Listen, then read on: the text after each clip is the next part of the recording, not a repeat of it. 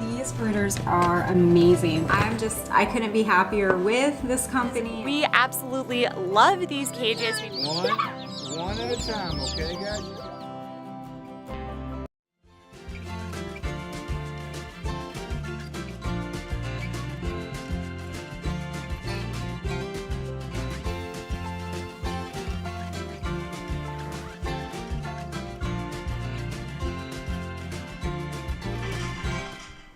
Hey guys, welcome to another Coturnix Corner Live. I'm glad everyone could join us tonight.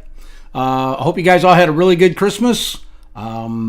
We did pretty well around here. I mean, I had work and stuff that I had to get done, but it was nice. It was just me and my wife.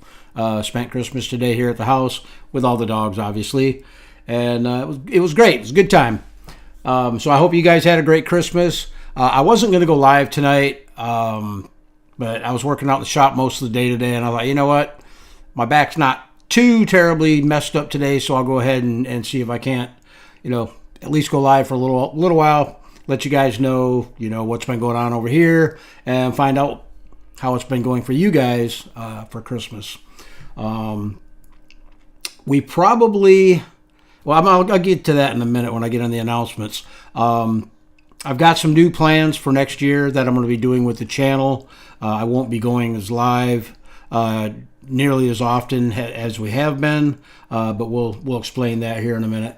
I can see we got quite a few people already checking into the chat room, which is really good.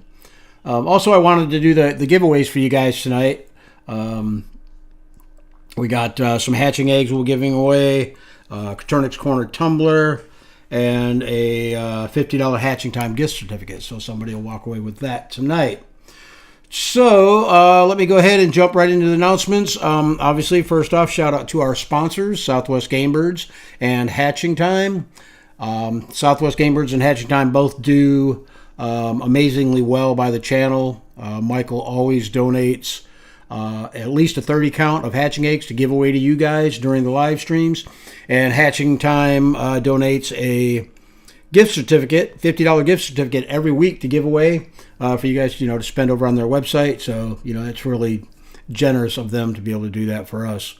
Also, I want to shout out to our moderators. Now, I don't know if either of them are going to be in here tonight because this is kind of an unscheduled live, but shout out to Anna Poe from Dirty South Homestead and Amber McLernan. If either of those ladies check in tonight. they really help out with the chat room a lot, guys. You know, they keep everything going straight over there, post links and whatnot to whatever we're talking about. But anyhow, moving on. Also, I want to mention the Coturnix Corner .com website, which is the Coturnix Corner Community Resource Center. It's basically it's kind of like Facebook. It's a community setting like Facebook, and but we got a lot of stuff going on there. We've got a farm market that you guys can post your stuff in. Stupid phone, I forgot to shut it off. We also have the Coturnix Corner Library, which is where you guys can go in there and there's all kinds of articles. It's a repository of information, articles, videos, links to different breeders and whatnot. So a lot of good stuff in there. Also, another thing that we're going to be starting up again next month is the Coturnix Kids Project, where the kids can enter the project by coming up with a project that they want to do that will benefit, someone else other than themselves. A lot of kids so far have done, like community cleanup, animal rescue stuff. Just a lot of really neat stuff that the kids have been doing. And what we do is we've got some prizes that we give away. We've got some pretty decent sponsors that kind of help us out with that. The incubators, we are now having to purchase the incubators ourselves. So that incubator, that I don't know for sure if they're going to be getting a Barato Lumia 8 or not. It all depends on what we've got in the kitty for purchasing those. But Hatching Time donates a twin unit layer cage. Comes with the water, feeders, pretty much everything you need, for setting up your bird's lair as layers. Thieving Outer Farm donates some hatching eggs, so the kids got some eggs to start out with. Abram Homestead donates a starter kit, which consists of a bag of feed, some waters and feeders, not hatching trays, but egg trays, and a candler. And then Coturnix Corner, we always throw in a gift certificate from Tractor Supply or for Tractor Supply. But like I said, we're going to start that project up again after the first of the year. So if you have any kids that want to or would be interested in joining that, it's real simple. Go to coturnixcorner.com, register for the site if you're not already registered. But in the top nav bar, there's a link that says Coturnix Kids Project. Just click on that. It's got all the information you need to get your kids started and how they can sign up for the program. And just because we've had a lot of kids already started sending in their little write-ups since back in, I want to say, May of this year, and we've got quite a few of them still in my computer as emails. And just because they haven't won yet, we hang on to all of them, and they can be chosen the following week or the following month or whatever. So just because they weren't called out right after they submitted their project doesn't mean that they won't win. There's still a very good possibility that they can win. I'm just noticing some of the people checking in here. But anyhow, that's going to start up next month again. We are taking donations for that. I'm trying not to do the donations through YouTube. We're trying to do all the donations through the coturnixcorner.com website. There's a donation link and everything over there. So if you're interested, head over to that website and check it out. Let's see. I did mention the giveaways. Let's see what else. The program,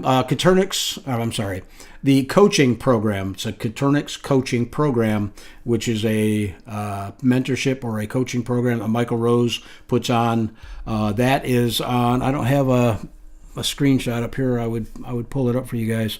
If you go to ccquail.com, let me type that in real quick. If I know how to spell quail. Michael has a program set up there where you can sign up for it, and he's got two different programs. One is it's just basics, but he's going into some pretty good stuff on genetics right now. And then he's got a business program. You can sign up for either one. I will say it's very interesting. I'm signed up for it, and the stuff he's teaching is just amazing. So if you guys want to, step your game up to the next level, check that out, ccquail.com, and get signed up for the website. I think that's about it for the... I'll just show you real quick. Again, we're doing a 30-count hatchery choice giveaway tonight from Southwest Game Birds, a $50 hatching time gift certificate, and then I'm going to give away a Coturnix Corner retro tumbler to one lucky winner tonight. Let's see what else we got here. Yeah, as far as the live stream schedules, guys, I've been trying to do a live stream every week when possible, but I think what I'm going to do now, instead of going live every week, I'm only going to go live on the weeks where I have guests. And what I'm going to do is I'm going to actually spend more time contacting guests and bringing them on the show. But I don't see the benefit for you guys, if I'm just on the show. With a guest, it's more of a learning experience. You can find out about the guest and how they do things, ask them questions and whatnot. But just to listen to me for, a half hour, 45 minutes, whatever, I don't really see the point in it. So anyhow, that's how I'm going to do it from here on out. We'll see how that works, but it's going to be the weeks that I have guests, we will be going live. Public, I guess you could say, next year with my quail. So I'm going to be spending a lot more time working in the quail room. I've got so far behind on doing videos and stuff. I feel really bad about it, but that's kind of what I want to concentrate on. I want to concentrate on the quail. I want to concentrate on getting more, video content out for you guys. And the live streams, the guest live streams are interesting. And we have all the guest live streams still in a playlist here on the channel. All the live streams where it was just me and no guest, I pulled all of them. I saw no point in leaving them there.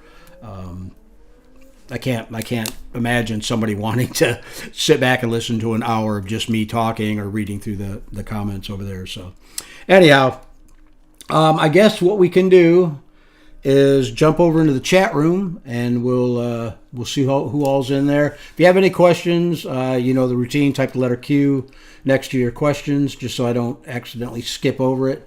But I will try best I can to acknowledge everyone that's in there, just because it's Christmas.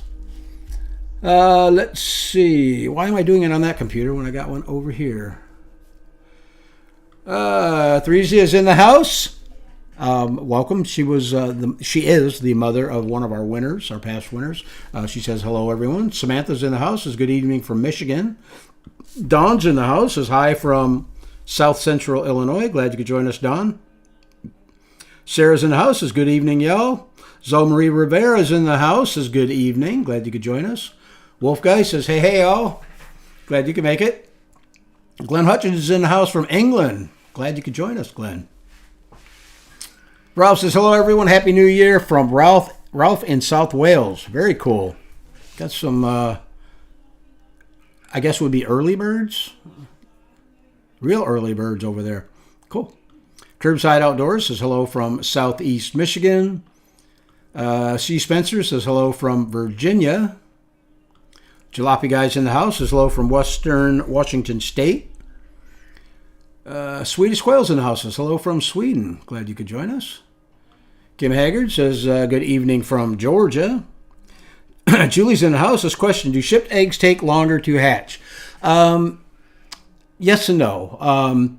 Usually when you get shipped eggs in, what you'll do is you'll set them on the counter for 12 to 24 hours. That just kind of lets the eggs rest up a little bit before you put them in the incubator. It also helps with bringing the eggs up to temperature, so they're all kind of at a uniform temperature, like room temperature.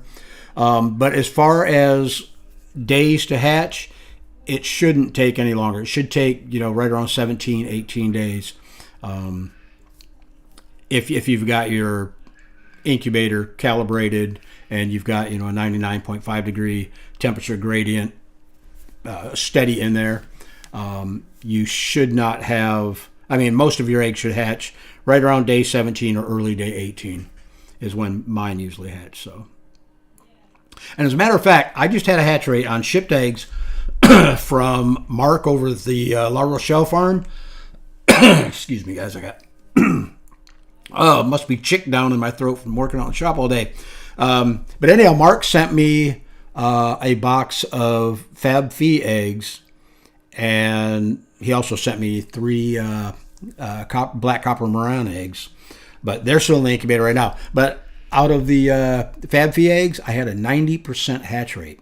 And those eggs came out of Connecticut, shipped all the way to Florida. And I just talked to Mark today, and he said, wow, he said, I collected those eggs over the period of a week to give him enough eggs to ship. And I still got a 90% hatch rate. So, yeah, you can get good hatch rates on shipped eggs. You know, just usually I don't do that well, but that was kind of a Christmas present, I guess.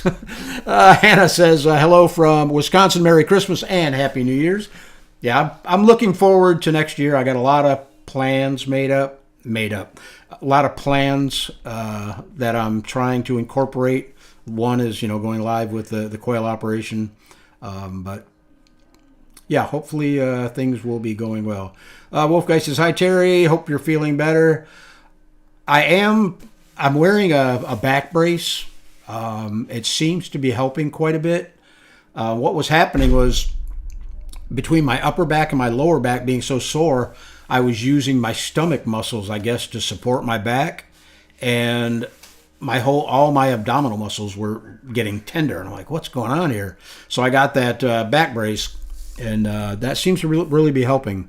I worked all day with it today and didn't seem to have any problems. But thanks anyhow. Don says, hello from South Mississippi. Have my incubator ready to go. Just looking for some eggs locally. Great channel. Happy New Year. Thank you, Don. Appreciate it. And thanks for joining us. Linda Easton Waller's in the house. Says, hello from Sacramento with a K. Hello with a K. That's cool. Dale's in the house. Says, hello from Southeast Louisiana. We got that, Linda. Hello. Andrew Morris is looking for quail locally in Northeast Indiana. If anybody's in Northeast Indiana that can help him out, go ahead and comment here if you want.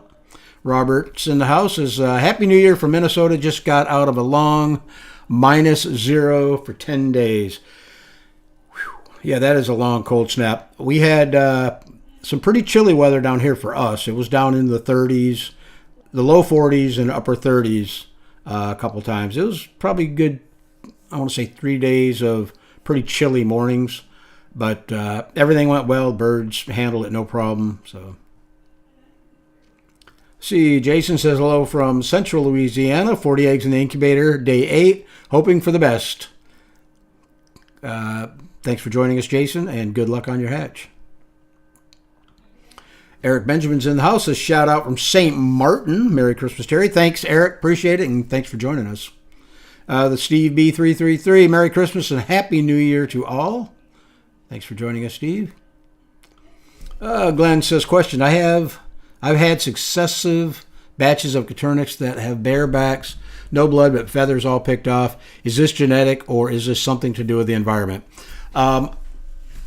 Depending on age, because I have had issues in my brooders where if it's too warm in the brooder, I get barebacks for some reason, which is why I try to get my birds off the heat as soon as possible. If it's happening, outside the brooder, like in a grow-up pen or, a layer cage, on adult birds that aren't on the heat, it could be that, I don't want to say it's something genetic, but it could be a lack of protein or calcium, which is why they're plucking and eating the feathers. But, it could be genetic. I've only had it happen one time with a certain strain or a certain line of birds. It was really strange. Almost all of their backs were bare. And it wasn't from breeding behavior because the back was completely bare. But once I culled that entire line, I haven't had a problem with them since. So, I'd be interested to know at what age, Glenn, those birds are. Rouse's question, Terry, I hope some quail that lay 627 gram small white eggs. 627 gram? That's a monster egg. I got no idea what breed they are. Does anyone? Oh, I think you posted something about that over on Facebook or something. Because I think I seen that, and somebody mentioned it might be Bob Whites, but I'm not sure. To be honest with you. Teresa says hello, everyone from Shreveport, Louisiana. Thanks for joining us, Teresa. Witchwood Homestead said, "Ooh, eggs would be nice. My orphan kittens just murdered mine." Ooh. Andrew says, "Terry, what's the best way to get a hold of you?" You can email me, Terry at Coturnixcorner.com or Terry at GulfCoastQuail.com, or message me on Facebook through Messenger. I pretty much check that every day. Carolyn says, "Hi, everyone. Happy New Year." Glad you could join us, Carolyn. Glenn is asking if those are Bob Whites. I think I heard somebody say over there on the Facebook page that they were Bob Whites, but I'm not sure. Zolmarie says, "Terry, I'm very happy to hear that you're feeling better."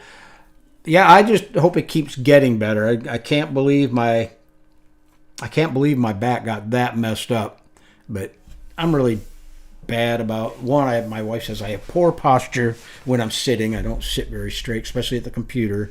I'll start out straight, but by the end of the night, I'm all hunched over and whatnot. So, anyhow, I appreciate that. Wolf Guy says, "Finally got one layer put together in my new hatching time cages. What a pain these were compared to the last. Not sure why. I got myself a pair of vice grips now, so maybe go together." Yeah, I've had a couple, I won't say cages, but, a layer that might be, difficult to get together sometime.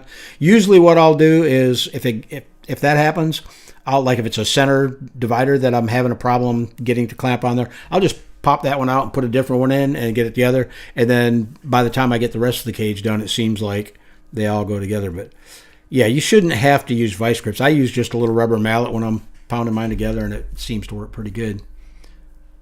Matter of fact, I had a talk with Hatching Time. I can't tell you what it was about, but we had a little kind of like a Zoom meeting with the crew from Hatching Time. Really interesting. They've got some great stuff planned for next year. A project that I kind of presented to them. So, I'm supposed to know something very soon, and as soon as I do, I will let you guys know. Tony says, "Hi from Toronto. Glad you could join us, Tony." Wolf Guy says, "Still need to get my brooder put together." Oh, wow, you got a Hatching Time brooder also. Zion McIntosh says, "Sweet, didn't even know you were going live." I didn't either. I was working out in the shop all day, and I've been getting phone calls all day because it's my birthday today. So a lot of people have been calling me, and, I thought, what the heck? Maybe I will go live. And I was going to see how I felt, when I was done working. And I actually felt halfway decent, so we'll give it a shot. Wolf Guy says, "Love the kids' project. That's a great thing to encourage." Absolutely, I agree. Ralph says, "That's supposed to have been 6 to 7 gram eggs." Sorry about that. Not a problem. Diane Tuttle from Tut Farms says, "Made it through the big freeze. Did have a few eggs freeze. 32 here today in Kansas. I'm glad to hear you're warming up and got through the big freeze." I know a lot of people. I've got family up in Michigan, and it started to warm up today. I think they said it was like 20, which is, if that's a warm up, they can have it. But no, it was single-digit temperatures, and feels like temperatures were below zero. So yeah, it was cold. And now I was looking at the news, the entire east coast of the U.S. is going to be above average temperatures for the next week to 10 days. So isn't that crazy? We get a really cold spell, and then we get above average temperatures. And he says, "Hello from the Woodlands, Texas. Glad you could join us." James Carter says, "Hey all from Meridian, Mississippi." Carolina Kind Family Homestead says, "Cheers from North Carolina. Just got done peeling 100 quail eggs." 3Z says, "Question, can siblings enter the kids project individually?" Layla won, but we have 2 other young daughters who would love to enter. They can. 3Z, I've actually had some people who have entered their kids. They have multiple kids enter, different projects. like I say, usually what I'll do is when I'm reading through the project, seems like always one jumps out at me, and that's usually the one that ends up getting selected. So, but yeah, they can. Diana Tuttle says Kids Projects, great for them, absolutely. Here's that link to Michael's website for the coaching program, ccquail.com. Bernie's in the house says hello everyone. Propped Washed RC, hey everyone. Martha's in the house says hello from the east coast of Central Florida. Glad you could join us, Martha.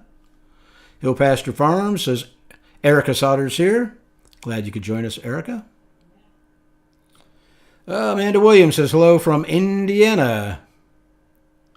Theresa says everyone remember to hit the like and subscribe to the channel. Yeah, you guys can do that. If you'd like to hit the thumbs up button over there, it kind of tells YouTube, that you like the content, and it's kind of interactivity on the channel, and they tend to show our videos a little more often when you get a lot of people interacting on the channel. Rudy says, question, built your incubator and the controller seems to run a degree high, and is there a way to adjust it? Yes, there is, Rudy. You're going to have to go into the controller itself, and I wish I knew what the code was. The very last one will allow you to offset the temperature. I wish I remember what the name of the code was. It's not temp set. It's not T5 or TS. Anyhow, you can adjust it 15 degrees either way. So if it's running, if it's showing that it's a degree hot, just go in there and knock it down 1 degree. Go negative. You go opposite of what it's doing. Kim says, question, my hatching time cage is sagging a bit in the middle. Do you have a fix for that, or is that normal? You're the second person that said that to me. I haven't had any issues with mine. And to me, it seems kind of weird that it would sag because you've got that aluminum bar that goes across each cage on the front and the back.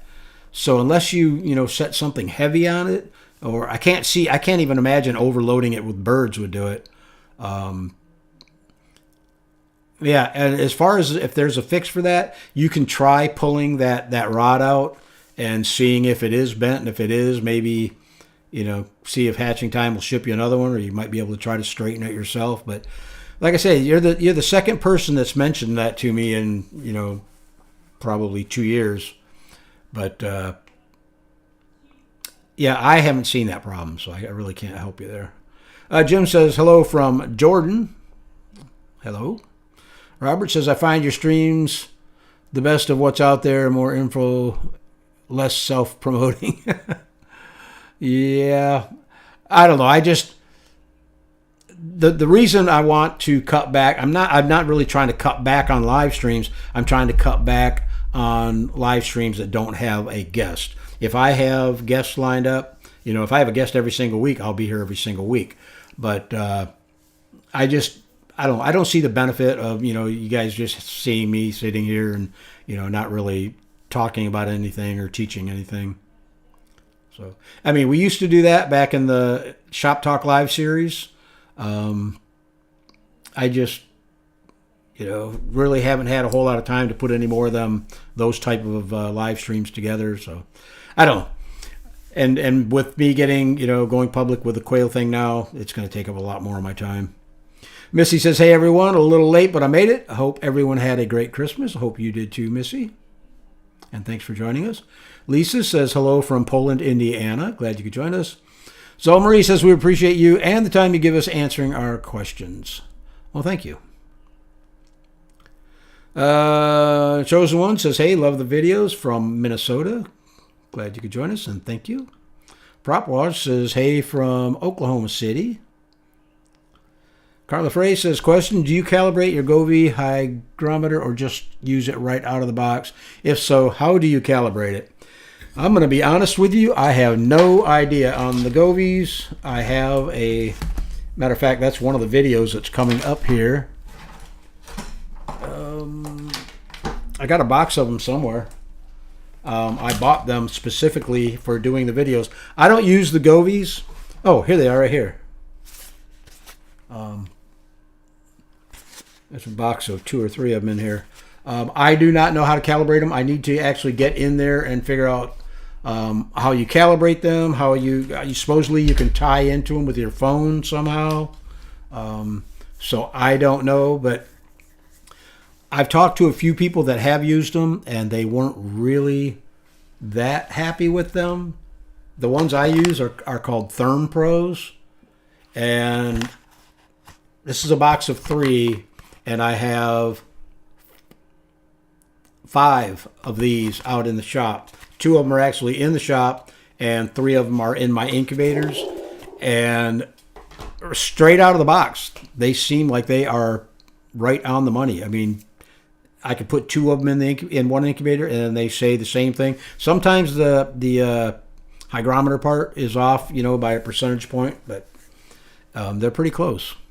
But no, I don't know anything about the Govies because I haven't used them, but I will let you know when I do the video. Kenneth says Columbia 2. Okay. Kim Hager says I get a lot of good information when it's just you on the live and when there are guests. Both ways have been very beneficial for me. That's cool, Kim. I see the benefit when I have guests on the live because the guests that I bring in, most of them, for the most part, know a lot more than I do about quail. They've been either doing it a lot longer than I have, or they've just studied. I mean, some of the people that have been on here, Tamara Roselle, Katie Agali, Klaus Marshall, Dana Manchester. Those guys are all, and even Michael Rose. Those guys are all a league. They're out of my league. They're up here, and I go to them when I have questions. So those are the guys that I want to bring to you guys because you're going to get, I think, a lot better information there. But I will, share what I can. If I know it, I'll let you guys know it. Jason has questioned, after adding females back to my 3 colonies that hatched from that group, when do I rotate males? After a few hatches or after each generation? After adding females back to my 3 colonies that hatched from that group. Are you talking about doing a spiral breeding program, Jason? You can do that. If you are talking about spiral breeding, you can do that either after every generation if you want to rotate, or you can actually, just breed out your hens, run them, a year. Usually I retire my hens after a year, sometimes a little bit earlier than that. But what you want to do is, now this is if we're talking spiral breeding. If you're not talking about spiral breeding now, I'm not sure exactly what you're talking about. But when you rotate the males, you're not physically rotating the male from, say, group A into group B. What you're doing is you're taking the best male that male produced. So the male from group A, you're going to take one of his offsprings. You're going to select hopefully a better rooster than he is. And when you move that rooster to group B, we'll say you're improving that line. So what you want to do is you always want to improve the line. So yeah, you can do it after 2 generations, 3 generations, whatever you want, or you can do it, when you retire your hens, and when you replace everything, you just rotate the male from this one to the next one, and so forth. I hope that's what you were talking about. If not, I wasted a lot of hot air explaining it. Yet says, hi, y'all. Glad you could join us. Doug's in the house. Says hello from North Carolina. Jill's in the house. Says hello from South Missouri. Glad you could join us. Jill was on last week's live stream, which was a Christmas special. We had Jill, Michael Rose, and Rebecca Lynch. That was a good time. That was fun. Robert Halverson says, if you live in a cold climate with freezing weather, I found that a bowl of snow works well for water, and they usually go for the bowl of snow before their water. You're the second person I heard say that, Robert. Allie from Maine's Confetti Quail Farm up in Maine. Not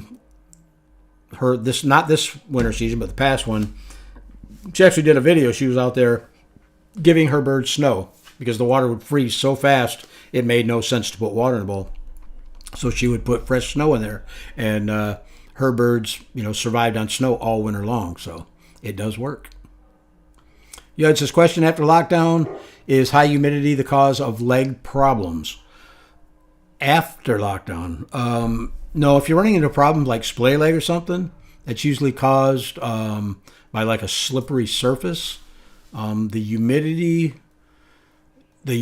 wouldn't cause it unless I've seen leg problems after a late hatch. If they're in the egg for too long, they don't hatch out, with the rest of the batch. You could have issues there, but usually high humidity, well, not after lockdown though. I was going to say high humidity can cause a problem with too small of an air sac. You actually have the chick die inside the egg. They never get to hatch out. But if you're having like splay leg issues, check the substrate. Make sure that you put down like a shelf liner material in the incubator during lockdown. That way when they hatch out, they've got a good textured surface to hatch out on, and their legs aren't going to do the splits on them. 3Z says, question, we have a young quail with an open wound on her side and culling isn't an option. It's Layla's bird. What's the best treatment? I would just clean it the best you can. I would probably use like maybe a mild hydrogen peroxide. Just dab it with a paper towel with that, and then put like maybe some petroleum jelly or what do they call that other stuff with the vitamin D in it? Can't think of the name. Triple antibiotic. Any kind of a petroleum-based jelly. It's going to just keep anything from getting in there and getting it infected. But yeah, I understand it's Layla's bird. But what I would do, 3Z, is look at it and make sure that the bird's not suffering. If it's just a minor flesh wound, that should heal up pretty quick. But if it's more serious than that, I would put them down just because it's a lot better for the bird. Okay, where are we at here? Tammy Gibbs in the house is hi from Kentucky. You still provide us with a lot of information. I appreciate all the questions answered. Thanks, Tammy. Appreciate that. 3Z says, wow, that's an amazing... Oh, hatch rate, yes. Yeah, it was. I even texted Mark today and told him, and he's like, wow, that doesn't normally happen. Witchwood Homestead and Kennels says, question, a friend of mine made me the DIY cabinet incubator, and it was doing great until we moved it to put some laminate on the outside to protect from kittens. Now it won't get over 95 degrees. A friend of mine made me the DIY cabinet incubator, and it was doing great until we moved it to put some laminate on the outside to protect it from the kids. If there's no holes or anything, maybe by moving it, one of the sides or something came loose, and it's getting, air in there, not allowing it to heat up.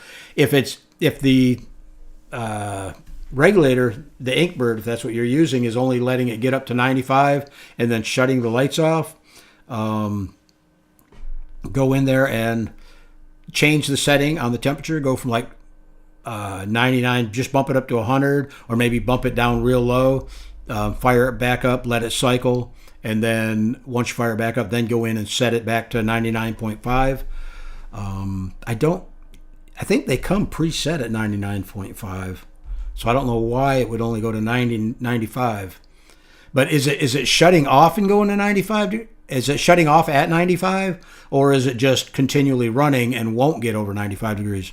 Also check your bulbs, make sure both bulbs are actually working and that they're halogen bulbs and not LED. I saw somebody did that. They put LED bulbs in there and couldn't figure out why it was. And we went back and forth for a while trying to figure out why they couldn't get up to temperature, and they had stuck LED bulbs in there. And as soon as they went to the halogens, it worked perfect.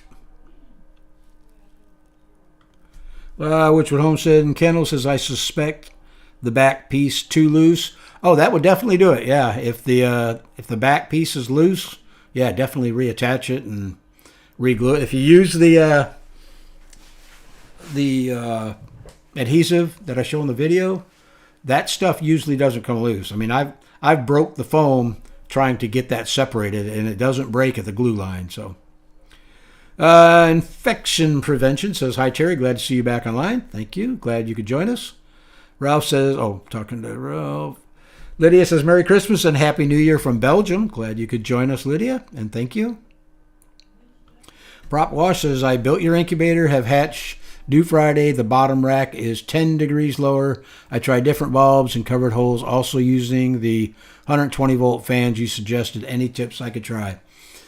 To me, it's almost impossible to have a 10 degree split. I don't have 10 degrees from the top of the incubator all the way down to the bottom of the incubator.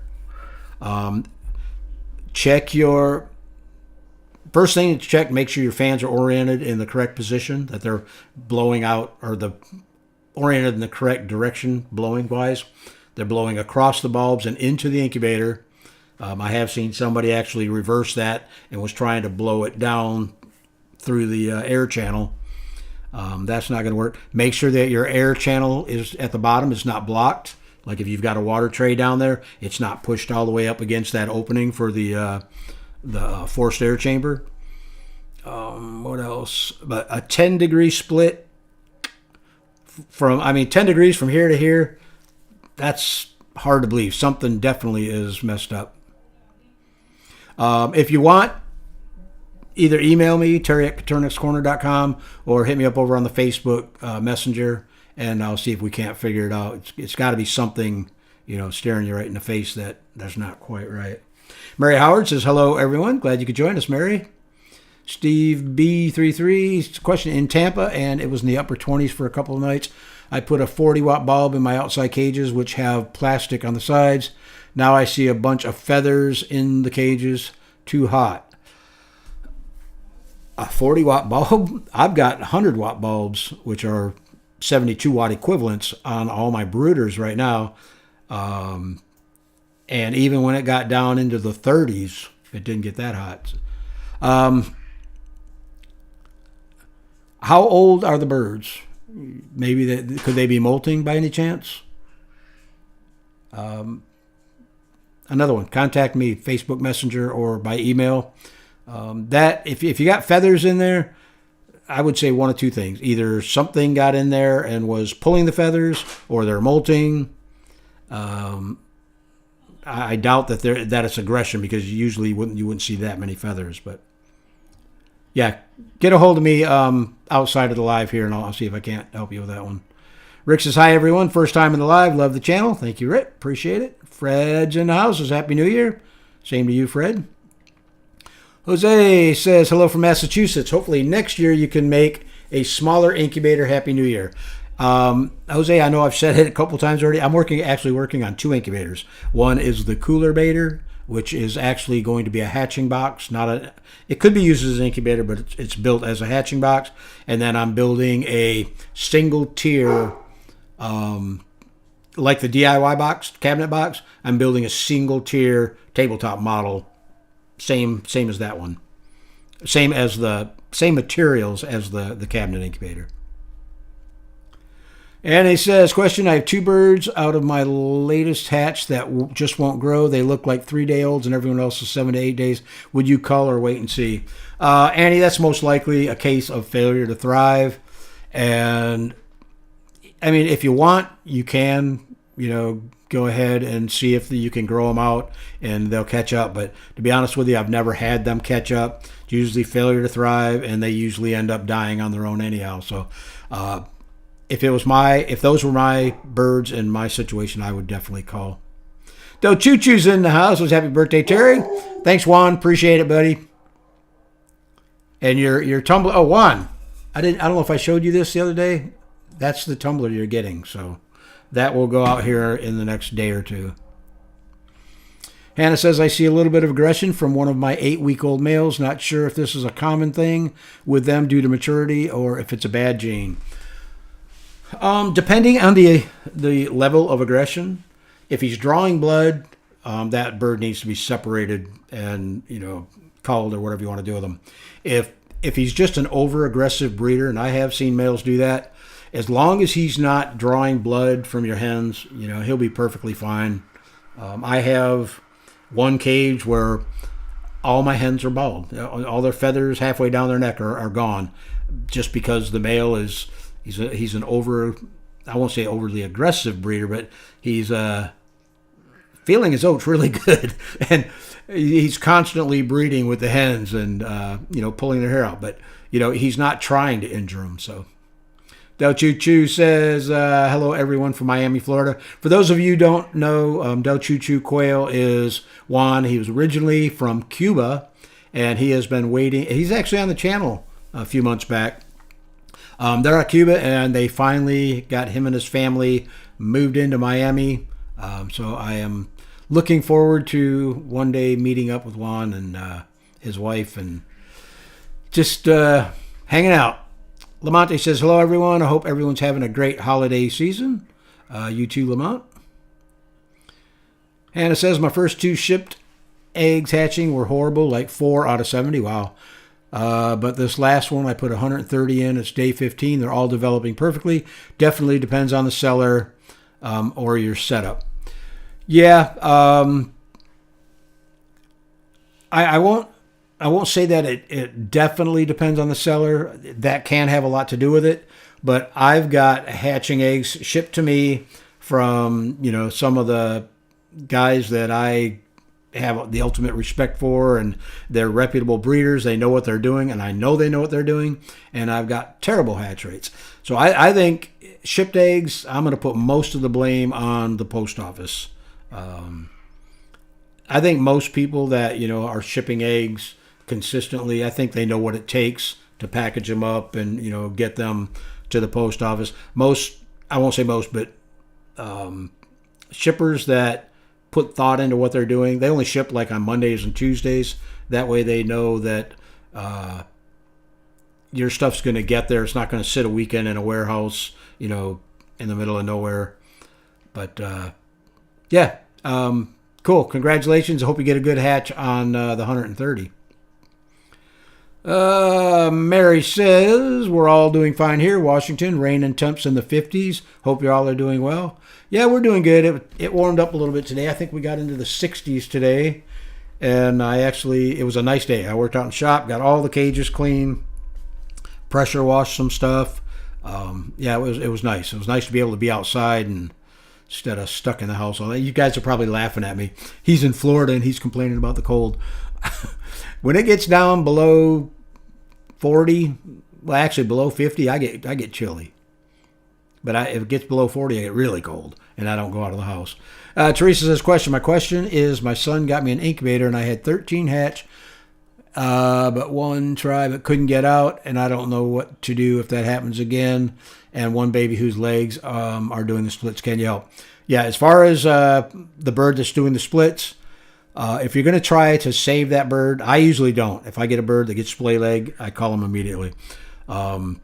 But if you want to try to save them, there's several different techniques that people use. Some of them will build like a splint that holds their legs together using rubber bands, or I've seen twist ties. People use twist ties to hold the legs in. I've seen people set chicks in a shot glass. And sometimes it works, sometimes it doesn't. But as far as the one that couldn't get out of the egg, the bird the chick probably was just a little bit weaker, or, exhausted himself trying to, pip through the egg and chip all the way around the outside of the egg. So by the time he was, it was time for him to kick out, he was just, exhausted. And again, it was a weaker bird, so you're probably better off that bird didn't make it, because that's a Mother's Nature's way of calling out the weak. So I don't do a whole lot of, trying to help chicks that didn't make it, or even birds that are a little bit older. If they end up having a problem, I usually just end up calling, because I found that if you try to fix a problem, especially if it's something that, could be genetic related, or if it's, something that's a weak line, you're just introducing that problem. You're going to have it again further down the road. So get rid of it early. Wolf Guy says, happy birthday, Terry. Thank you, Carolyn. So happy birthday. I wasn't going to mention my birthday because I knew that's what was going to happen. But thank you very much. Much appreciated. The Steve B says, had lights on to extend the daylight hours, but turned off 2 weeks ago, so maybe they're molting again. That makes sense. Yeah, if you shut the lights off and they went into a molt, totally normal.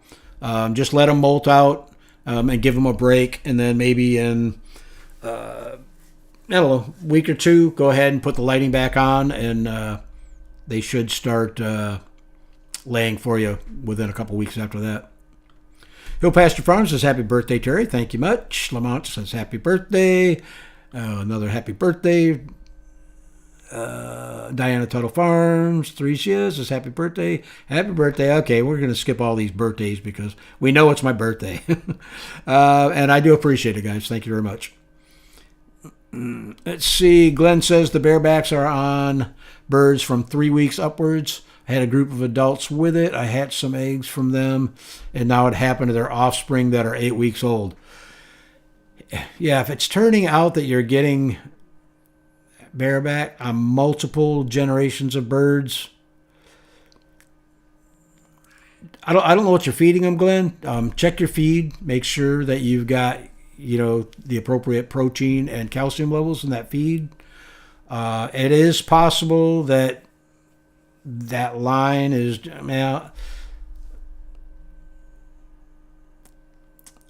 I go back to the heat. I mean, the 3 weeks olds, if you're seeing it young like that, a lot of it is heat, because I've seen it before in my brooders on young birds. And what I did to eliminate that problem, I found out it was way too hot in there, and for some reason they were dropping their back feathers. I don't know why.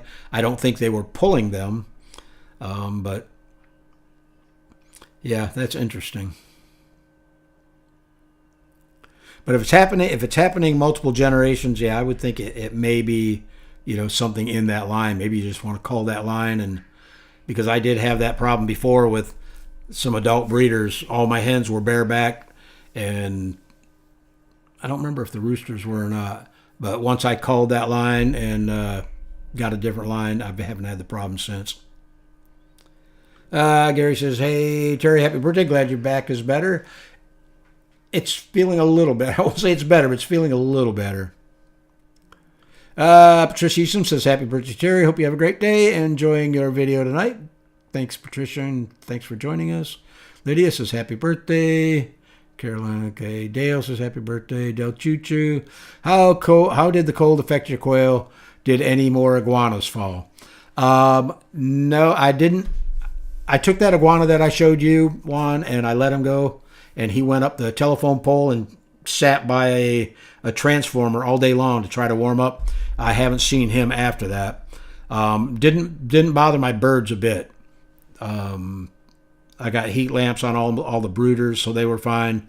And the younger birds that were in the grow-out pens, I'm talking guys that are like 3 and 4 weeks old, I did put heat lamps on them just at night, just to keep it a little bit, if they needed the heat, they could get to it. But no, for the most part, my birds did just fine. Hannah says it got minus 20 in Wisconsin. Wow. My 4 button quail passed away that night. I'm assuming they got cold. My Coturnix are doing just fine, though. I think they like the snow. Yeah, I mean, I don't know anything about button quail, but I know Coturnix can handle really, really cold weather.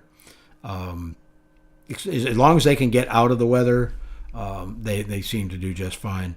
But I know a lot of people up in northern Canada, and they say, it gets down to minus 30, minus 40 all the time, and their birds do just fine. Zian says, I'm not sure if anyone has told you yet, but I hope you have a happy birthday. Appreciate the videos. Thanks. Appreciate that. Okay, Hidden Creek Farms says, hope you had a happy birthday and fantastic year. Happy birthday, Hannah. Say, CA is the code. Okay, appreciate that. That's the code for adjusting the offset. Very cool. Rudy says, thanks for the answer. Ralph says, happy birthday, Terry. And no, not Bob White's. That's strange. Del Chichi says, question, still waiting for that aviary live stream. That probably won't be until springtime. Yeah, probably not till springtime, Juan. Wolf Warrior says, is it okay to use game bird starter for your big birds as well? Will they have any problems? Okay, I don't do it. The main reason is you don't need it. One, you're spending more money for a game bird starter. It's, at least around here, it's like $10 more for a 50-pound bag than it is for just layer feed. But two, with that higher protein, that 28 to 30% protein in your adult birds, all that's going to do is put fat on them. And overweight birds obviously is unhealthy. You might run into production issues, where the hens aren't laying consistently. I like to take my birds. Usually what I do is they're on game bird starter until I see the first egg out of that group of birds, and then they all get switched over to a 16% layer formula, and then they stay on the layer the rest of their life. But that's just, you want to increase the calcium for the layers, but you also want to reduce the protein. So I think you'd be better off, your birds would be healthier if you switch them off of the game bird starter. Now, I do know people that feed their birds game bird starter their entire life, and they say that they don't have any problems. But I've butchered birds that were on starter feed for longer than they should have been. I'm talking like 12 to 16 weeks, and there's a definite fat accumulation, especially around the breast area. So Missy Covington says, hold the button down for a few seconds. The numbers will match, and it's ready. We're not happy with ours, so we aren't using anymore. Our Accurite has been dependable. Yeah, the Accurite, I like. Okay, I didn't know that about the about that holding the button down thing, but that's cool. The Accurate and the Therm Pro are basically the identical. I think it's just a label change, but I do have both. I have the Accurites and the Therm Pro, and they've all worked out really good for me. I got a dog sleeping behind my back. What are you doing there, girl? Okay, where are we at? C. Spencer says, I've got 6 of the Therm Pros, and they started out close, but they all read differently now. I haven't noticed that yet with mine. Del Choo Choo says, question is buying whole size grain feed bags and crushing them into powder worth it? Well, you're in the States now, Juan. You might as well just buy, crumbles. I don't see that big of a difference as far as price. Yeah, it's gonna be a little bit more to buy the crumbles up front, but you don't have to grind it. So I know he's worse. He's used to making all his own feed, so you can try it, buddy, and see what happens. I mean, if it works for you, more power to you. But I wouldn't waste the time doing it. Shane says, hello, Terry. Thanks for the help with the heating issue in my brooder. Absolutely. Oscar says, just got on to this live show. Good. Glad you could join us, Oscar. Appreciate it. Andy Rabbit says, happy birthday. Thank you. Oscar says, lion breeding is the best.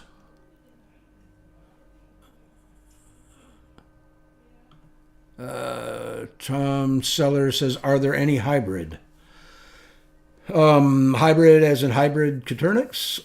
The only things that I've seen hybrid, if that's what you're talking about, was Bob White and Coturnix crossed. But it's a one-time thing. You can't reproduce them after that. So as far as I know, there aren't any other hybrids.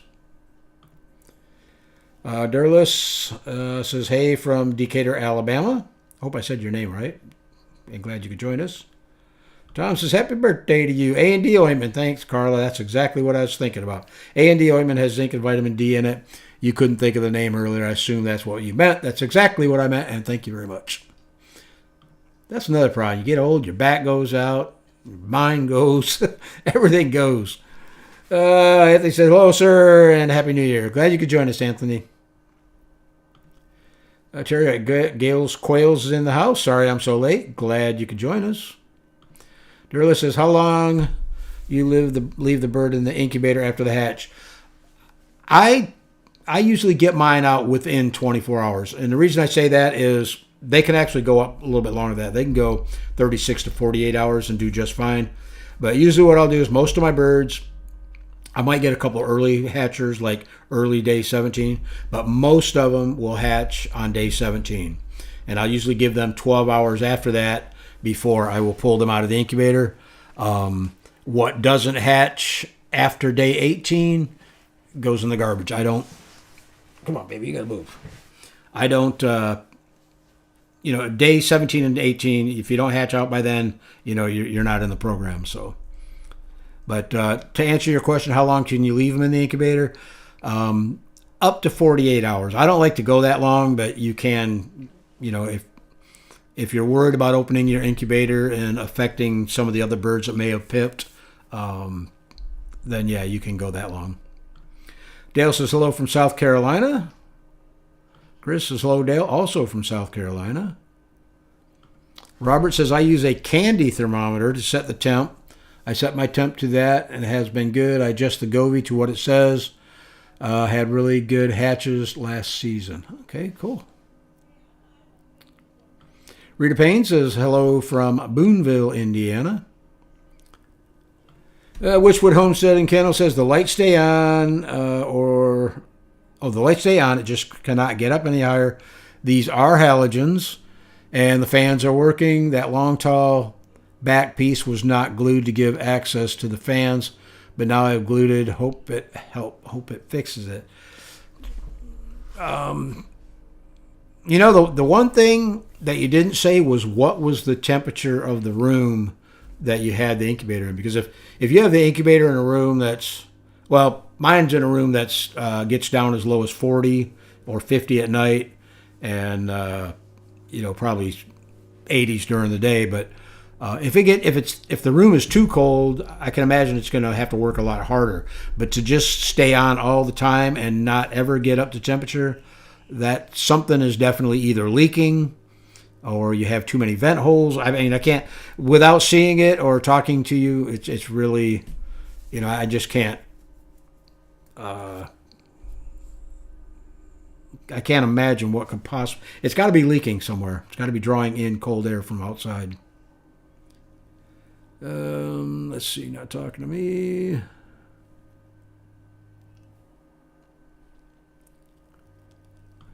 James Carter says, question, been watching 3 quail since they hatched. They are funny at times. Even when we turn off the lights, I see them laying down, stretching out like they're already on their side. Is that normal? Absolutely. Sometimes they'll scare you to death when they do that. They'll be laying down. They look like they're dead. Their feet are kicked out behind them. But you think about it. They've been cramped up in that egg for almost 3 weeks. That's all they want to do, stretch their legs a little bit, and enjoy life. So, yeah, totally normal. Don't worry about it. Rebecca's in the house. Leaving Arthur Farm says, good evening, friends. Glad you could join us, Rebecca. Prop Wash says, thank you. I'll message you in a few. Absolutely. Amanda says, late, but here. Andy says, good evening, Thieving Otter Farms. Anthony says, happy birthday. Absolutely. Thank you very much. Not talking to me. Donald says hello as well from Meridian, Mississippi. And he says, will it hurt the quail if I was to turn the lights on maybe every other day or less hours? I'm getting more eggs than I can use. The only problem you might run into that, Andy, is if you throw off their schedule, and you might put them take them out of laying altogether. Coturnix don't like a whole lot of change in routine.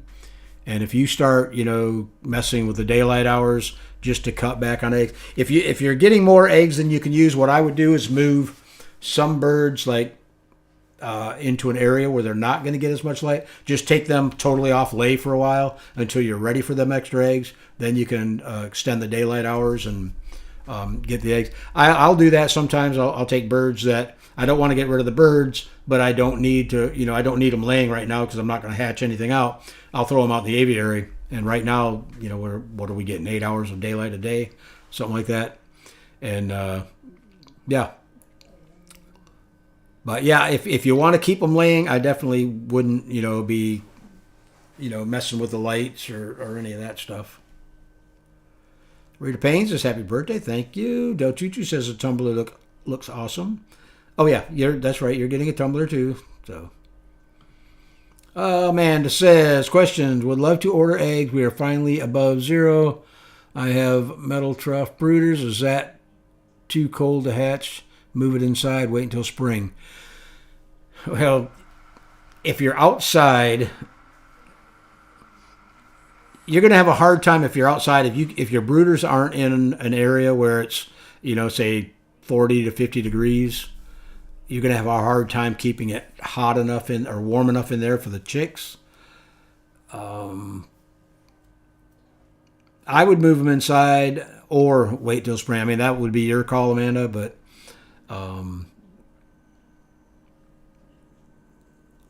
yeah, metal trough brooders too. Yeah. Yeah, I guess that's going to be your call. You could try it, but I'd hate to see you, set eggs and find out that it's too cold out there. One, you might get a bad hatch because of that. Or two, if they do hatch and you get them into the brooder, you may kill off some of your babies because it wasn't warm enough. Wolf Guy says, I have the same shipping policy on my snakes, only Tuesday and Wednesday. Cool. Yeah, you don't want stuff sitting in the post office for the weekends. Kim says, I just put my 4-week-olds in the hatching time cage this morning.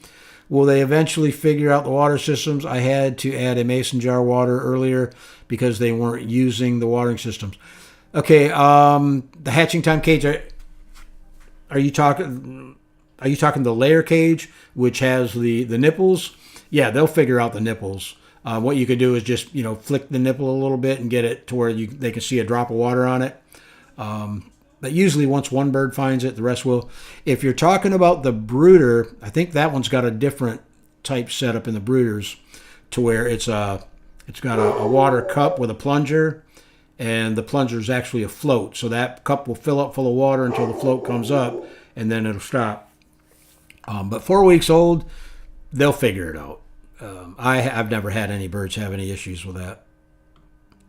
Michael says, hello from St. Louis. Glad you could join us, Michael. Teresa Eustace, thank you so much. My son's name the baby Splinter because of his legs, and he's so fast. Aw, cute. Amanda says, my Coturnix handled the -40 nights great. There you go. Hannah says, I'm super excited for you to come put with some hatching eggs.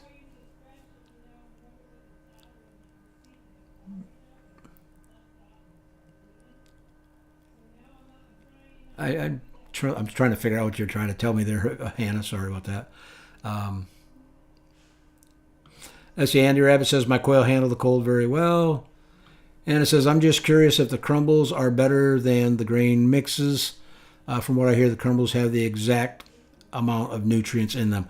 Yeah, I think if you're buying a quality feed, you're going to, the mix is going to be exactly what they need. I actually just changed feeds. I went from the Purina that nobody likes. I was using the Purina Game Bird Starter and the Do-More layer formula feed or layer feed, and Do-More is just another off-brand of Purina. So,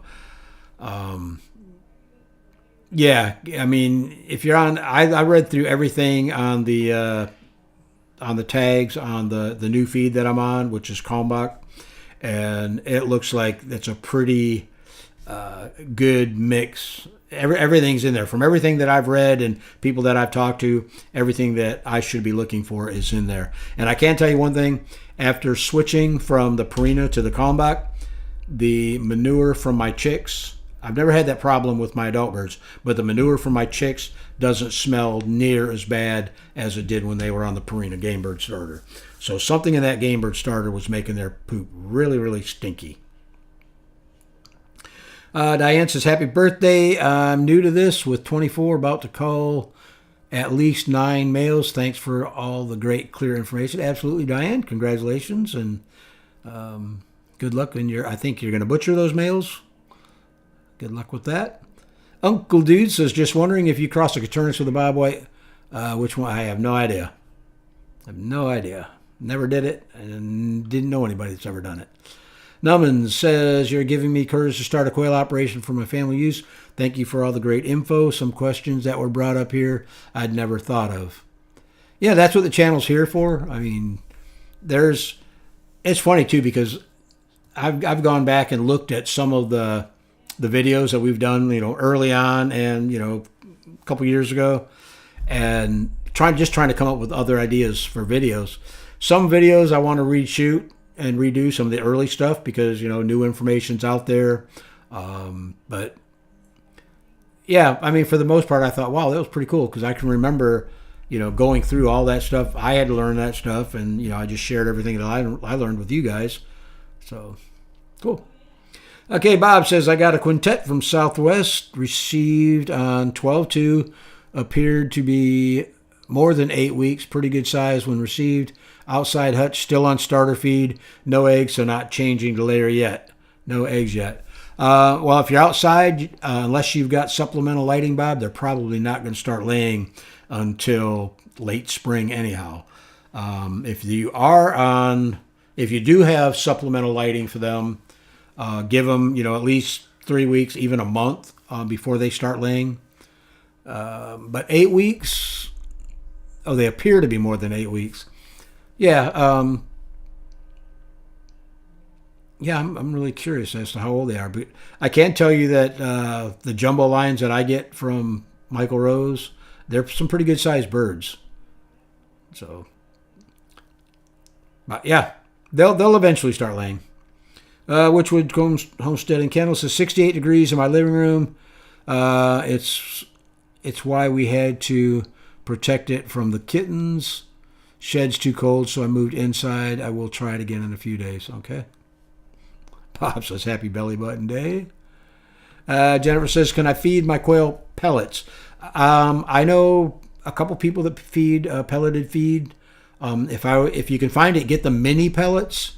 I don't know how well, and maybe Rebecca Lynch can chime in on this one because I know Jennifer Bryant feeds pelleted, and maybe she can let us know if that is the full-size pellets or the mini pellets, if that makes a difference. I've never tried it, so I really don't know.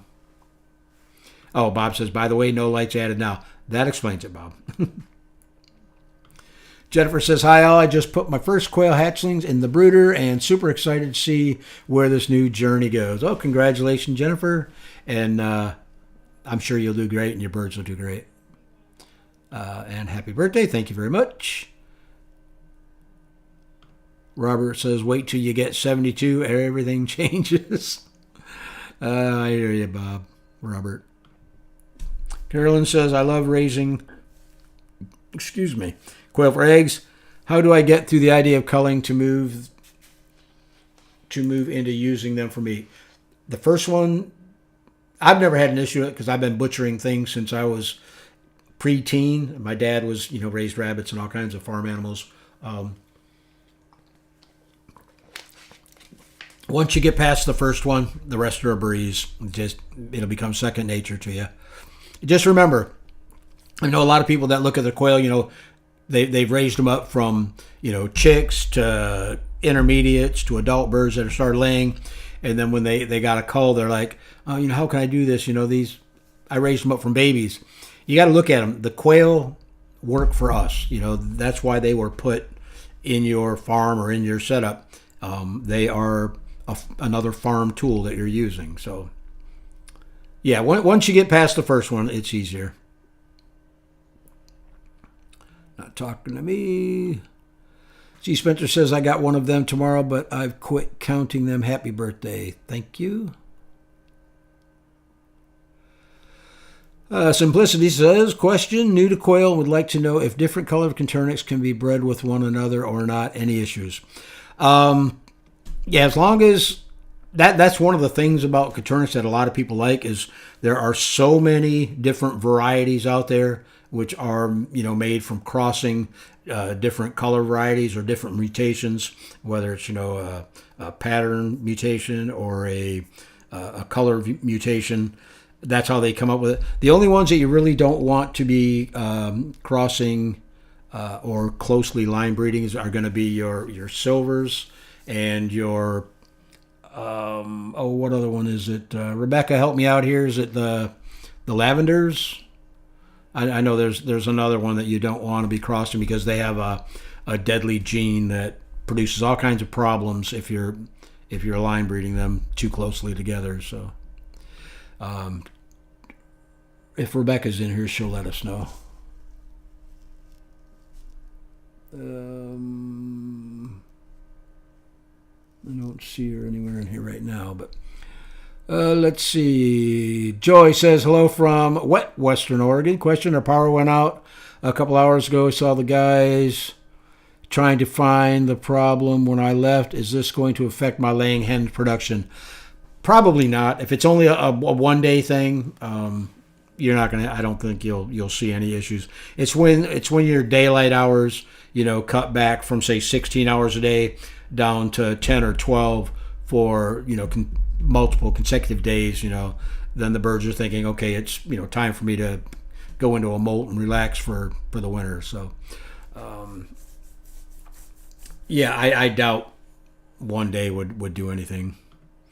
Actually, I doubt even a couple days would do anything, because when the hurricane come through here, we lost power for 10 days, and I was running a generator, but my birds were not on the full daylight cycle, that the 16-hour cycle that they're normally on when we have power. The lights were on and on. They come on, stay on for 4 hours, go off for 2, while I was, letting the generator cool down and refueling it and whatnot. So, yeah, I seriously doubt you'll have a problem with it. Rudy says, I was testing your incubator. My shop was at 25 degrees, and it got to temp and held it just fine. Once I get the temp difference worked out, I'm ready for a test run. Cool.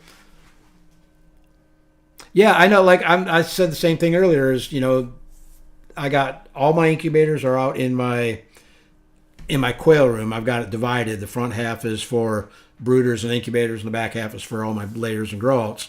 But the front part of that room, it drops down, whatever the outside temperature is, like, got into the 40s. That's what the temperature was in there. And all my incubators held up just fine.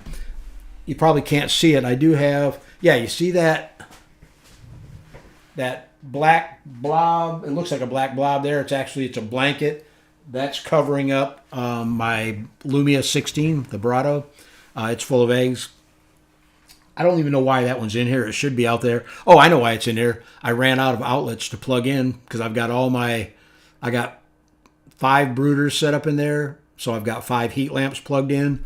Plus I've got 2 incubators in there plugged in. So I'm out of outlets. I'm out of stuff to plug in. So I brought it in here. But this room gets really cold because I've got an exhaust fan in here. And I thought, you know what? I'll cover it with a blanket just to help hold the heat in the incubator, so the incubator doesn't have to work as hard to stay up to temperature. But yeah, I mean, the incubators, they'll get up to temperature. It's just they're going to have to work a lot harder to stay there. Ralph says, good night. It's 1:15 in the UK. Thanks for joining us, Ralph, and have a good night. Terry Wright says, we have fed pellets and they did just fine. There you go. Simplicity says, follow up. The reason I ask about the different colors is because someone gave me a slew of jumbo browns and a lot of single rules that need some gals. Yeah, you can. The nice thing about jumbo browns or anything that's Pharaoh, we'll just say your browns are the Pharaohs, because they're just carrying the sex-linked brown, is you can breed Pharaoh to anything. You can breed it to fawn, you can breed it to EB, and you'll still get, how do I want to say this?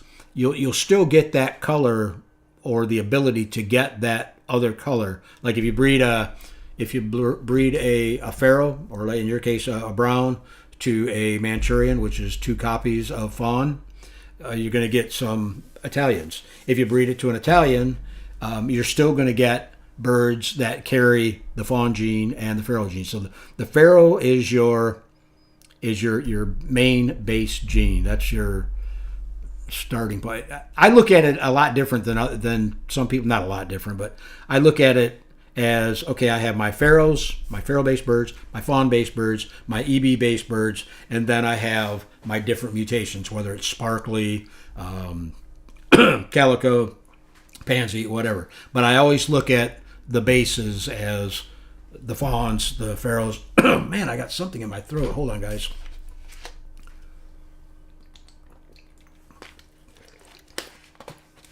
But yeah, mix them up. everybody else is doing it, so it's not going to hurt anything. Amanda says, question, what are your thoughts on quail egg scissors? Definitely a need, or can you get away without? I use them all the time. When I first started getting quail eggs back years ago, what time is it? 8:30. Wow. I just used a serrated steak knife, and it worked okay. But once I tried quail egg scissors for the first time, I'm like, wow, what have I been missing? Steve Spencer says, I think they were the mini pellets combat. Cool, that's got to be a good food. Simplicity says, thank you, Terry. Much appreciated. Absolutely. And illusions, I think. Thank you, Barbara. I think you're absolutely right. Diana says, I love the quail scissors. Easier than a knife. Absolutely. Okay, I'm going to skip some of these because it's getting late. Dennis Peel's in the house. This evening, everyone. Del Chichi says, question, how many humidity readers do you have? Probably 5, 6, 9, maybe. But to be honest with you, I don't use them because I do a dry hatch. So I don't even care about what the humidity is. I won't say I don't care. I know that my humidity by doing a dry hatch is going to be right around the 30 to 35% without any water in the incubator. And then I'll bump it up. And usually when I go into lockdown, that's when I will throw in one of these Therm Pros just to make sure that I'm not getting the humidity too high. Because I don't like to go over 50, 55, maybe 60%. But Juan, I think you're going to find being in Florida here, you can do a dry hatch and just set them and forget them. That's basically the way I do it. Gene says, I just culled 2 of my quail after watching your channel. Great information. Was a lot easier to do than I thought it would be. Yeah, it is. Del Choo says, too damn many. Simplicity says, cool. Thanks for your education. Absolutely. Dennis Peel says, question, can you use just one fan in your incubator? You can. The reason we use the 2 F8 size fans is for redundancy. If one fan should quit, you've always has that backup fan, which is going to keep the air circulating. But yes, you can, and I'm looking to see if I've got one in here. There is a well, let me show you this one here. If I can do it without knocking everything over. This is the axial fan. This is the same size, which is 80 millimeters, I believe, across this way. But the axial also has a 120 millimeter fan, which is, about this big, about this wide. And that bigger fan can be used in place of 2 of these. But like I say, again, the whole reasoning behind the 2 fans in the incubator was for redundancy. You don't want one fan to die out. Same with the heating elements. That's why there's 2 bulbs, is you don't want one bulb to burn out in the middle of the night and you not know about it, and then your incubator gets cold. So, yes. That's why we did it. Okay, now talking to me. Wolf Warrior says, is Purina Game Bird feed good for your quail? If not, any suggestions? I use Purina Game Bird starter for, quite a while, probably 3.5 years. That's all I used for my, up to birds that were of laying age, and it worked just fine. The only issue that I had with it is it makes the chicks' manure stink really, really bad. And since I switched to Kalmbach, which they just got it in locally for me, I switched to that, and it's only been 2, going on 3 weeks now. And I can walk in the shop and barely even tell that, you can tell a little bit because it's got like an earthy smell to it, but it's not like that ammonia-y smell that I was getting from the Purina. Joyce says, what would be the best color to breed to my Andalusians to get more Andalusians, white or Pharaoh? That's going to be a question for Rebecca Lynch or somebody else that's more into those. I have 0 experience with the Andalusians, to be honest with you.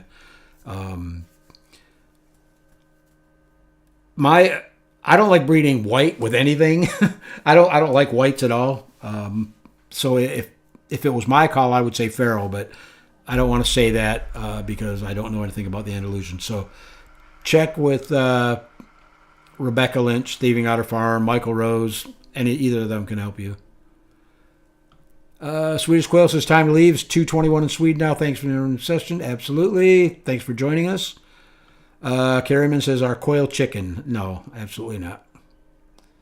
Okay. Hannah Martha says I love dry it. I'm trying to get this going, guys, because it's going on 8:30, and I wasn't planning on being here this long. I'd be honest with you, I didn't think I could sit this long.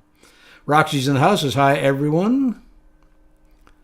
I'm skipping over them. Beekeeper says YouTube notifications suck. Yeah, I get them half the time, and the other half they don't send them out at all, so I don't know what's going on with that. David Adderfine says Jennifer Bryant does feed the mini pellets. So thank you, Rebecca. Appreciate that. Bob says thanks for doing the live chats. Wealth of information. Wolf Warrior says no, they're 20 weeks old. Oh, Wolf, I forgot what your question was. Was that about the bareback? If it is, I think it was. Yeah, maybe it's very possible that it could be something to do with that line of birds. You can try that. I'd like to know what kind of feed you got them on. Maybe they're lacking protein or calcium or something causing them to do that.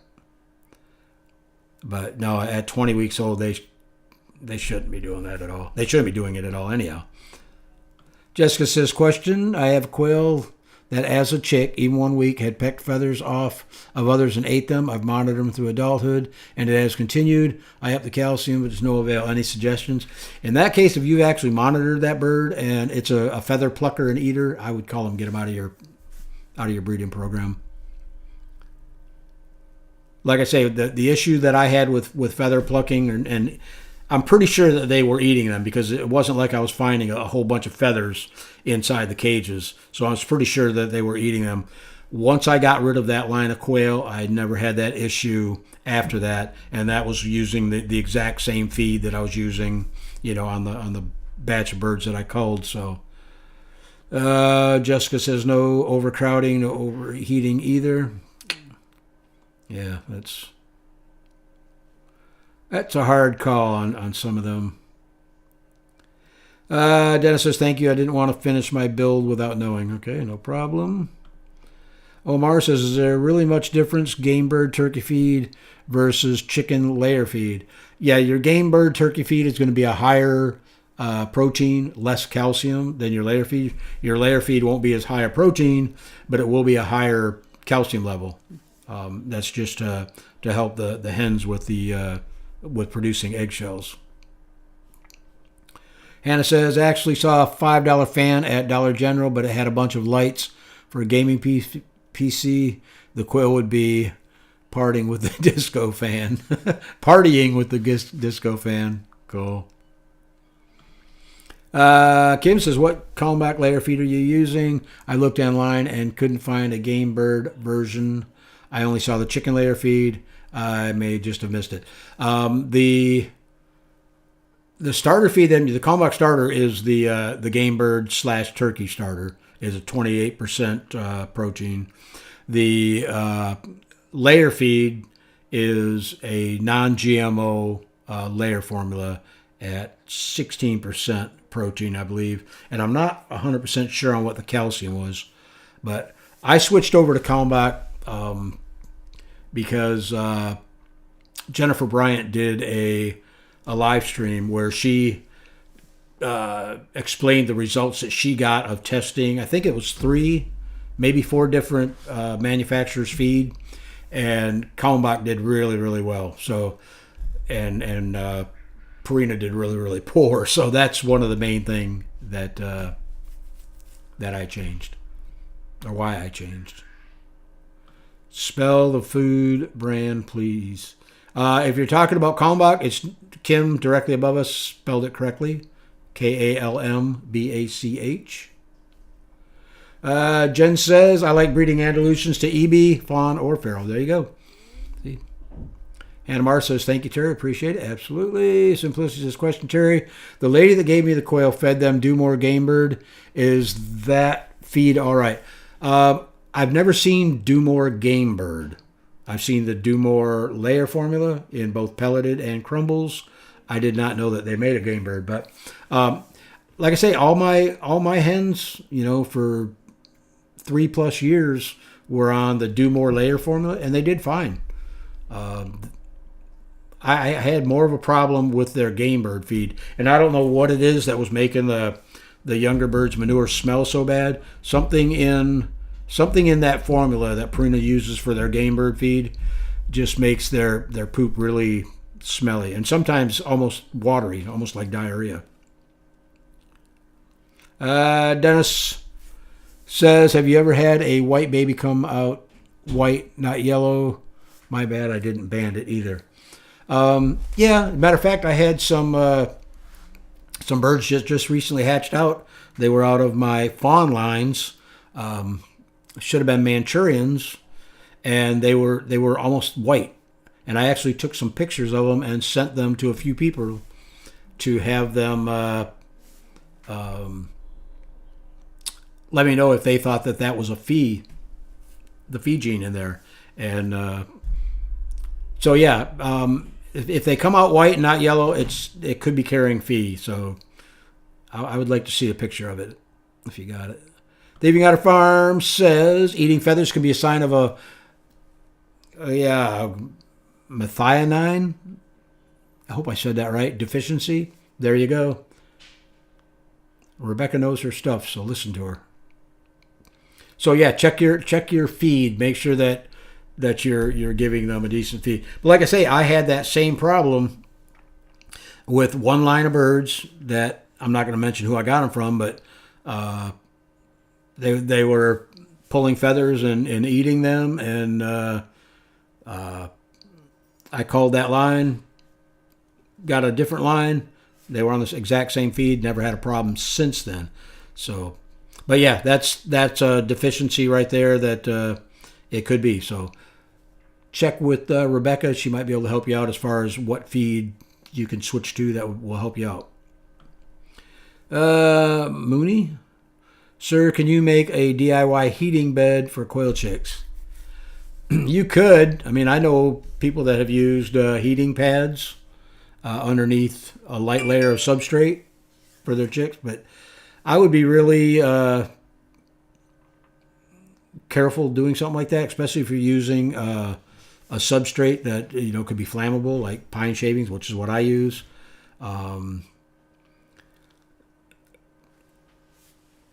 The heating, well, you're talking about DIY.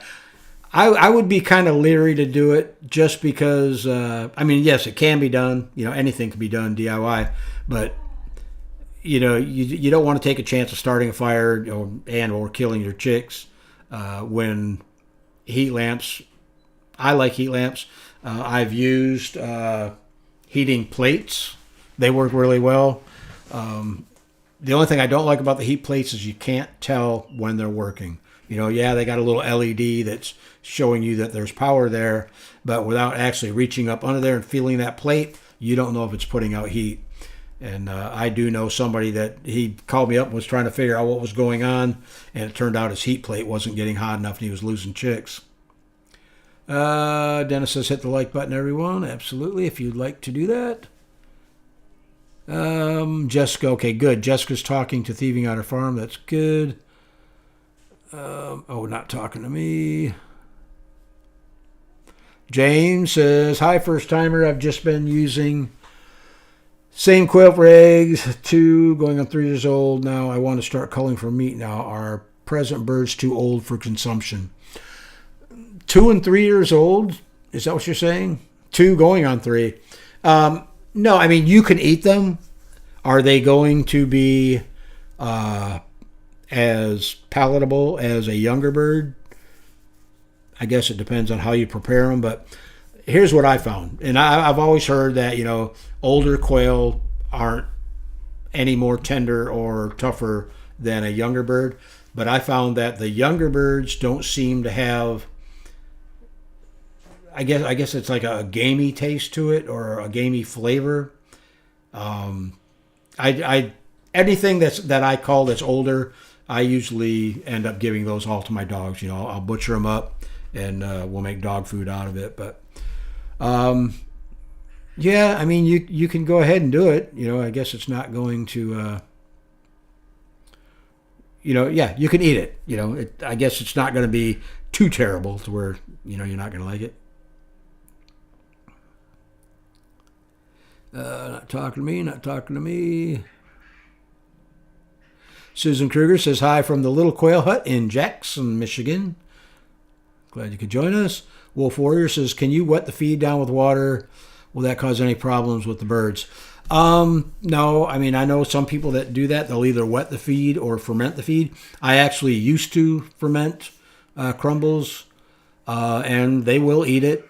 The only real benefit I saw to fermenting feed was it didn't seem to be as much feed waste as there is with dry crumbles.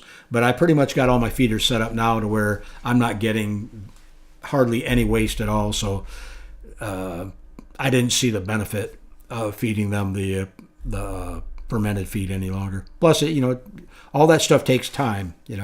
I'm trying to make my operation a little bit more efficient. So. Okay, not talking to me. Hill Pasture Farm says, I use puppy pads for my chicks. There you go. Yeah, I've heard other people doing that too. Rudy says, where to get jumbo eggs in Georgia? Check out H.P. Murray at Gopher Ridge Quail. He's in Georgia, and he does have jumbo lines. Don asks question, I have one hen and a cubby with 5 more hens.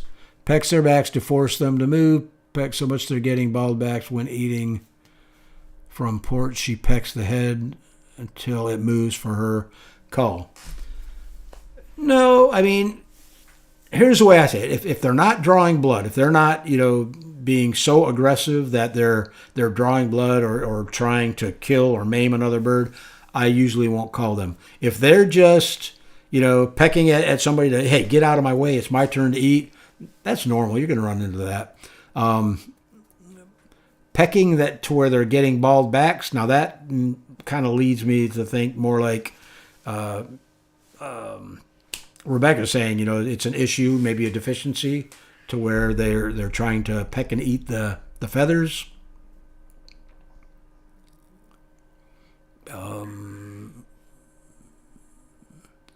Jennifer Bryant has gumbo quail. She lives in Tennessee. Yes, she does.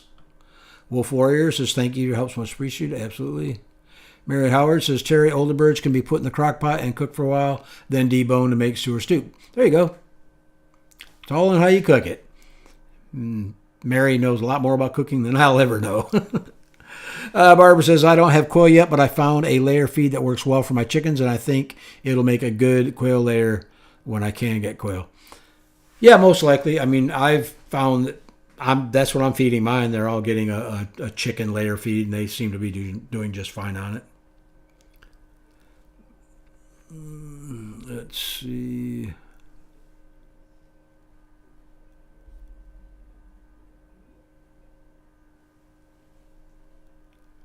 Barbara says it's Neutrino County Feeds egg producer, 22% mini pellet.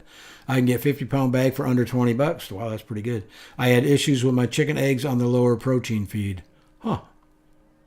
Yeah, I'm on 16%, and they seem to be doing, fairly well on that. But yeah. James says, thanks. I'll get on a young bird culling schedule in the spring. Great channel. Thanks for the awesome info and networking. Absolutely. Okay, we're down to one more question here. Don says, question, she just pecks on everyone all the time. Not to eat feathers. It's like a dominant thing. Not vicious, but constant at all the hens. Yeah, you probably just got an overly dominant hen. She wants to let everybody know who's boss. I have a couple idiots like that they do it, and I just, stop it, be nice. But as long as they're not drawing blood, I usually don't worry too much about them. Okay, that's the end of our list, so I am going to I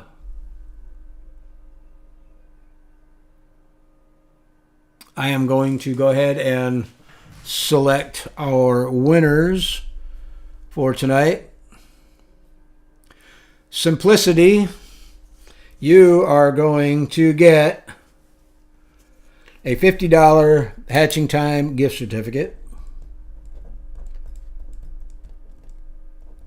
And I need all of you guys, if I call your name, I need you to email me, Terry at Coturnixcorner.com. I need your shipping information. Simplicity, make sure I get a good working email for you, because that's how Hatching Time sends the gift certificate. And make a note in your email what your username is here, so I know who it's coming from. Wolf Warrior, you're going to get a 30 count of Southwest Game Birds hatchery choice. And same with you in your email. Make sure I get obviously a good shipping address, but don't forget a phone number and email address, just in case Michael needs to get a hold of you for whatever reason about your shipment. And most likely it's not going to be shipped until after the first of the year, just due to the holidays and everything. We got to get out of the holiday season for your eggs to get there safely and on time and whatnot. Okay, and the retro tumbler is going to Wolfgeist, if I can find him. Wolfgeist, same thing.